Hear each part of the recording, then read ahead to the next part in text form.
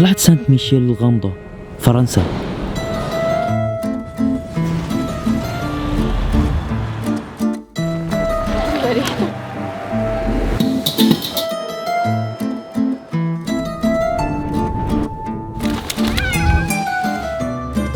هذا المكان الغريب له قصة حلوة لازم تعرفوها.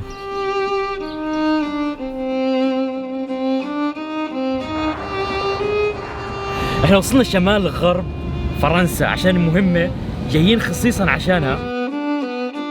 هذا المكان عجيب. هسه احنا قربنا منه، سقنا حوالي 4 ساعات، وهسه مبين ملامح القلعة هيك لحالها منعزلة، وفيها الكويك ساند. عرفتوا الكويك ساند؟ هو الرمال المتحركة. هذا المكان الوحيد في العالم اللي بتقدر تجرب فيه الكويك ساند بنفسك. مش عارف يعني مزحة هي ولا عن جد، هسه راح نشوف.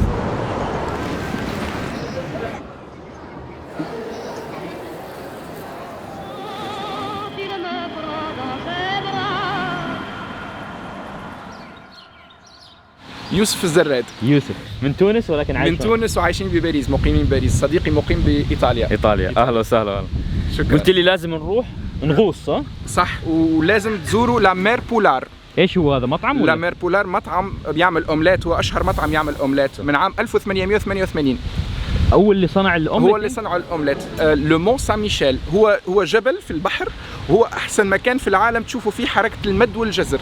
تيجي الصبح ما تلقاوش بحر، تعاودوا ترجعوا العشية تلقاو بحر.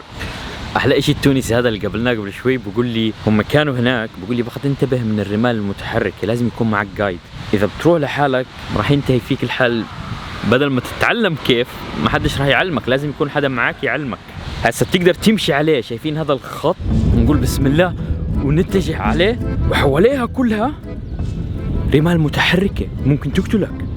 تحسوا زي الافلام المرعبه هذه، دراكولا وهيك الافلام هاي المرعبه. واو. Our next stop an hour's drive away is Mont Saint-Michel.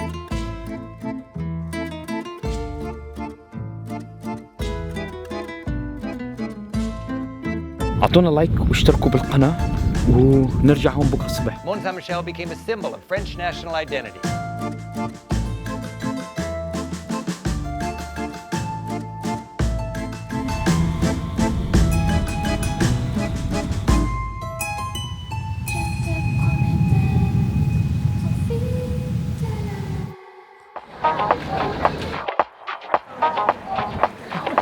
دخلنا بين الأروقة هيك في الحصن هذا، الحصن المنيع اللي كان مقبرة هذا، وبعدين صارت سجن فترة من الفترات، هسه صارت منطقة سياحية.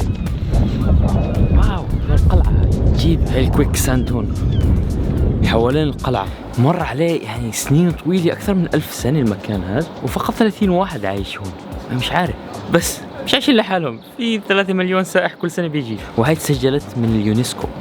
حوالين القصر هذا في الرمال المتحركة، يعني زي بتحسوا حصن ما حدا بيقدر يوصلوا، هذا صعب لأنه رمال متحركة. في كل مكان بروحه بالعالم بحاول أعمل بحث مكثف، مش بحث بسيط. بحضر فيديوهات على اليوتيوب، بحاول أقرأ مقالات، ولكن أيضا بشتري كتب مخصصة عن المكان. والكتب هي السر، إنه بقدر أطلع معلومات كثير عميقة عن المدينة أو عن الدولة. وهسه هيئة الشارقة للكتاب هم تبنين حملة إنهم يشجعوا على قراءة الكتب عشان تعزز الإقبال على الكتب. وادخلوا على اللينك تحت في الديسكريبشن واختار أي كتاب بناسبك. اوكي احنا جاهزين، حوالي 29 واحد طالع. ايش اللي راح يصير؟ كلنا راح نشرح من جرينا لانه هسه راح نمشي، بعدين اللي معنا هو راح يعلمنا كيف راح نسويها. اوكي حاليا لازم نمشي خلف القلعة عشان نجرب التجربة. انا خايف من الان. الله يستر.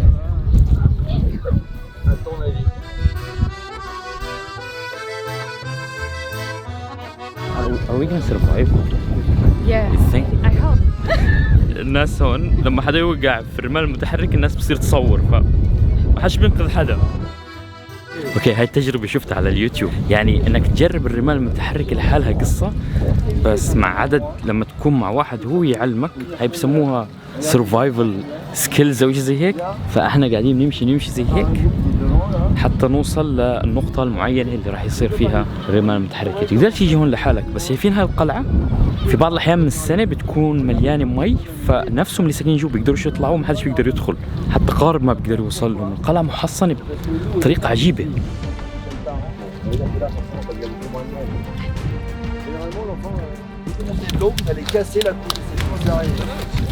اوكي صار ليش بننط هسه احنا؟ لانه هاي رمال متحركه تحتها في مي، فعشان هيك يعني طلع انت على طرف المي بعدين رمل، فهسه لما ضلك تنط زي هيك فجاه راح تسحبك تحت. هاي الرمال متحركه الارض تهتز.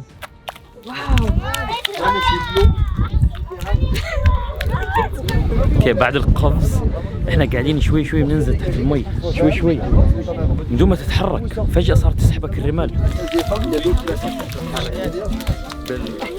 كاميراتي save my life. Parce qu'il faut augmenter la surface d'appui. See, like we have to put the body like this, and I think we have to.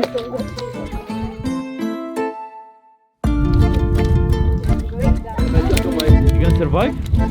No. Sorry, Mama. I'm gonna stay here. Look, he's my size. حاليا انا راح اجرب انزل تحت. بقول لك رجل لازم تهز زي هيك وتطلع اجر واحده واجر الثانيه بعدين تطلع. So to go out, what you have to do to shake a few the mud, okay, like this. I mean one leg by one leg. Really to lay down. Like this. Oh my And God. one leg by one leg. حسيت انه الوضع عادي مش كثير مخيف، وانه هذا الاشي البديهي اللي راح اعمله لما اوقع، بس لازم تتذكر دايما تمد جسمك لقدام او للخلف اذا سحبتك الرمال، لانه لازم تفكر مثل الخشبة بالمي، لما تكون بالعرض هالمي بتطفو، ولكن لما تكون مستقيمة بالطول بتوقع. You can die. It's very dangerous. Yeah. I'm really stuck. الرمال هيك تحسها بتشدك فجأة تقدرش تتحرك.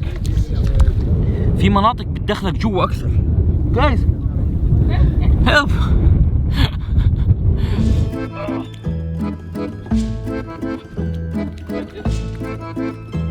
غير هيك بقول لك مهما كان وزنك بتوقع حتى لو كنت كثير نحيف. Save my life guys. Yeah, مبروك.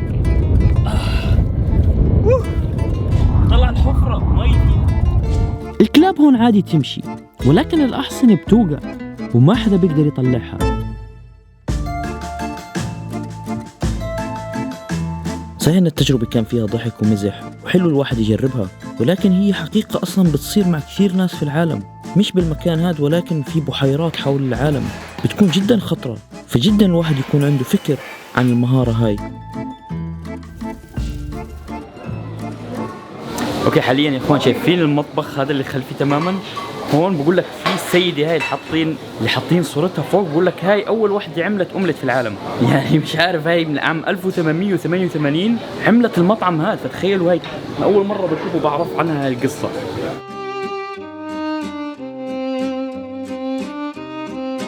شفتوا كيف بنعمل بالمطبخ؟ هسه راح نجربه بنفسنا بنفس القلعة هاي المطعم، بس احنا كلنا رمل بعد الرمل متحركة.